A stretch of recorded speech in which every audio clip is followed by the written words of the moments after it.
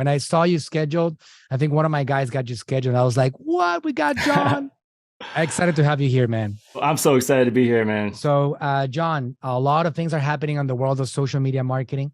A lot of changes, a meltdown across the Facebook public company layoffs. I think they announced somewhere around, 11,000 layoffs the other day. A lot of changes. Interestingly enough, they announced layoffs and the stock starts going up because that's the way Wall Street responds to things like this. It's funny because the demise of 11,000 employees means more profitability for the company. This is the way it is, right? It is.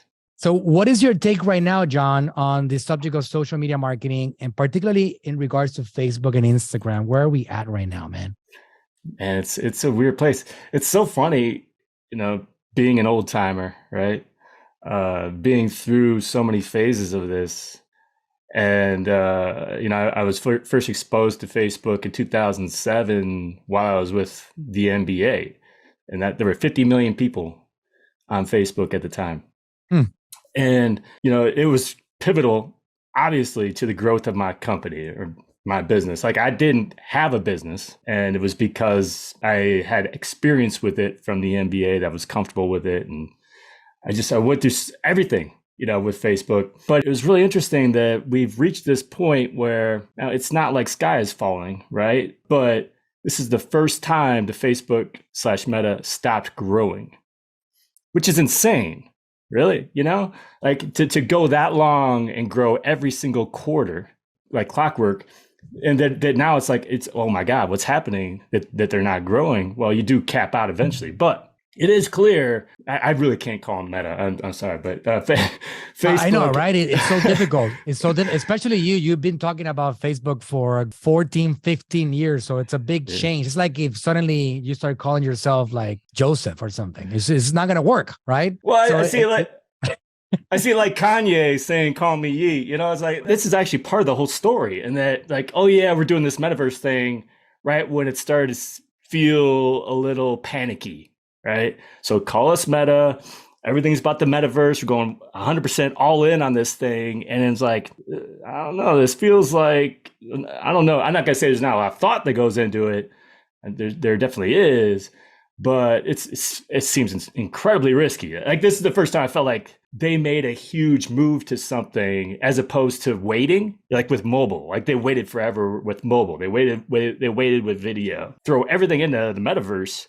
Like, why would they do that? Unless billions of dollars, right? Billions and billions. We're from. Yeah, exactly. Unless there's something they're worried about. So anyway, it's been an interesting journey for me because that's been my 100% focus. Like, I've dabbled in other things. I hadn't even really done much in Instagram because my whole thing is I always prefer to be more on the outside looking. Like, I'll write stuff. I'll be behind a microphone. I don't like to be on video. I don't like to be in photos and stuff like that. So anything where it's video or photo, I'm like, I was putting off as long as I could. But really, I think this has created an opportunity. The uncertainty about Facebook, Meta, the uncertainty about Twitter right now, everything's just kind of blowing up. And it's like, okay, well, what are we going to do? And I think whether it's TikTok or not, I mean, short form video is like, you got to learn this media. You got to learn this format. And that's something I put off far too long. And I'm glad that's actually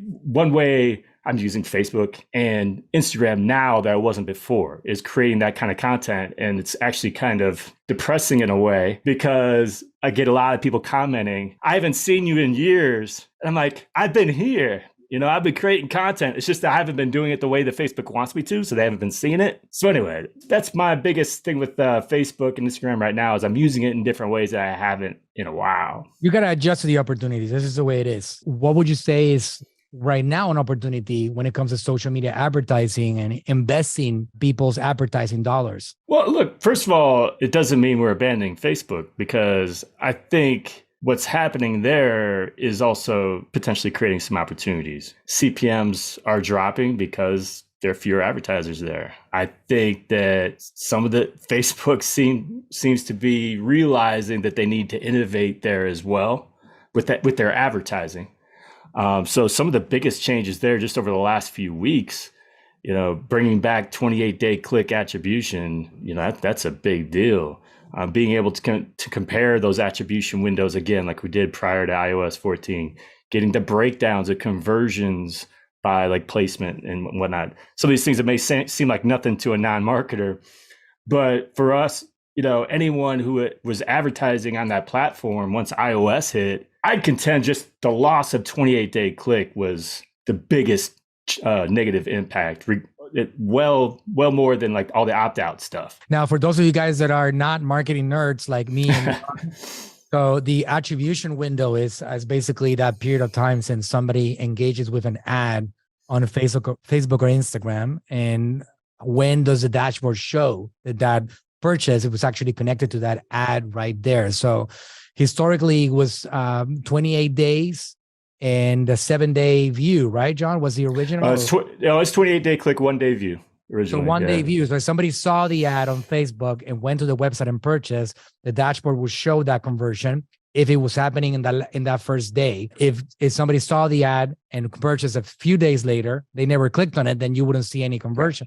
That's just been different windows. So obviously Facebook had no choice, because a lot of people were abandoning the Facebook ad platform over the last year or two, because for those of you guys that live under a rock and you don't know what Apple did with iOS 14, now they're prompting people to opt out. And it's crazy, John. I don't know what your thoughts are on this, but it became very clear to me. And here's my take on it. And it's a little controversial, but it became very clear to me that Apple doesn't care about privacy. They only care about competitors. That's all it is. And that became clear when I installed the update to iOS 14.5, in which the email platform now was prompting me to first accept the ability to send data to the service providers. And then as a second option, no, don't send the data. But when I saw that, I even took screenshots of it. I don't know if you know what I'm talking about for the iOS on the Apple Mail. But when I saw that, I took a screenshot and I said, I want you guys to look at the difference here, right? When somebody has a Facebook app, Facebook is going to create this very scary message that they have no choice but say opt out of tracking, ask app not to track, right?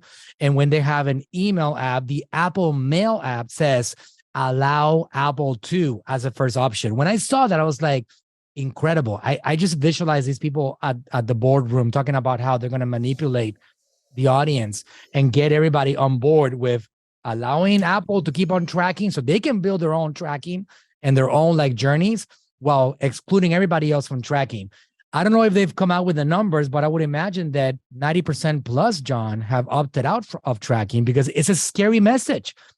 Isn't it only the crazy people like you and me that want to actually get targeted ads? Like, I don't want to see stupid ads on makeup and toys. I want to see ads of other marketers. I would like to see Jon Loomer showing me an ad, selling me a course or something, instead of seeing like a stupid little American Idol like show or whatever I don't care about, right? So I would imagine that the marketers say, they go down the option that say, yeah, allow me, allow people to track me. I allow everybody to track me. And then I go, but I jump through those hoops because I want to get targeted ads. But I would imagine that the great majority of the population feel like, oh my God, that is so nice of Apple, that they want to protect our privacy. And they want to make sure that we are not being served stupid ads that are targeted to who I am and what I want and what I don't want. I don't know what your thoughts are on that, but for me, it's like crystal clear. Apple trying to dominate the media, Apple trying to control the audience and trying to like mess up everybody else. Absolutely. I think this is a business decision that's more about, and like I say, they don't care about privacy at all.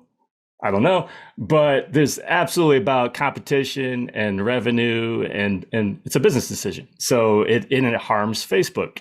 They knew it would. So I agree. And in terms of, here's the funny thing. Yeah, I haven't seen any like confident data regarding how much people opt out or not. I don't know if that's out there. I've seen a lot of like studies on it. But funny thing is, like in my paid community, that has even come up where people have been talking about it, and I'm like, some of these people aren't opting in. This is the Power Hitters Club, right? The Power Hitters Club. And so I'm like, man, like as an advertiser, as a marketer, you're not even like, it's just so that wording is just so manipulative. And just in general, the messaging from Facebook, like they've been really awkward on trying to help people understand targeting in general, right? And like how it's valuable to you. Like you're saying, I don't know if there's this misconception that you could just completely opt out of advertising, but you can't. Like you want to use Facebook for free, you're going to get a whole bunch of ads. And the problem is that when ads are good, you don't realize that they're ads and you're happy to see them and you engage with them and whatnot. But what's going to happen is if you end up getting poorly targeted ads, now you're going to think that ads are actually increasing. That oh, there's more ads now. This is terrible. What happened to Facebook? Well, it's because the targeting's worse. And actually, you're noticing these ads more now. Nobody wants to be advertised to typically, right? But if it's relevant, if it's something you care about, it's not truly advertising in a lot of ways. That's right. Absolutely. Jon, well, thank you so much for your time. It's been great to have you here on the show. We might have to do this at some point in the future, going in a little bit more into technicalities of the platform. And I know you have endless value to share. All right, guys, there you have it. Mr. Jon Loomer, the legendary marketer, been doing it for so long. Appreciate you, Coach Jon. Hey, man, I appreciate you. I'm so proud of what you've been able to accomplish too, man. It's just a really good story. Thank you. I appreciate it, man.